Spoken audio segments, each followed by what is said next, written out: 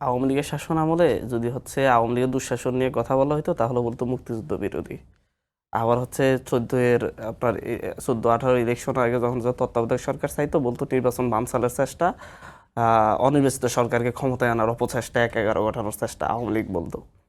ঠিক মানে ওই বিএনপিও এখন ওই ভাষাগুলো সবকিছুতে ষড়যন্ত্র দেখতেছে। আমরা তো বলছি না নির্বাচন বানচালের কথা। আমাদের দেয়ালে একটা দেয়ালে নতুন সুষ্ঠু কনস্টিটিউশন নির্বাচন দরকার। চায়, সেটাও লেখা ছিল আমাদের একটা নতুন কনস্টিটিউশন দরকার।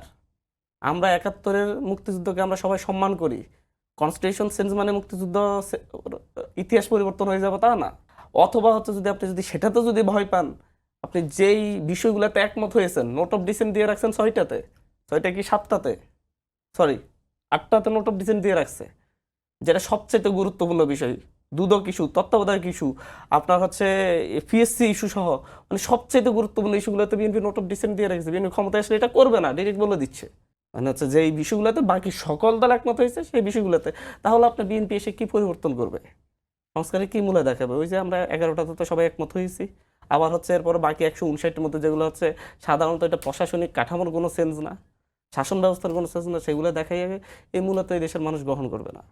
আপনার যে 19টা বিষয় একমত হয়েছে সেই 19টা বিষয়ের ভেতরে গণভোট হোক, অথবা গণপরিষদের মাধ্যমে এগুলো সংবিধানে কিভাবে একত্রিত করা যায়, গণপরিষদ গঠন করে সেটা করা হোক।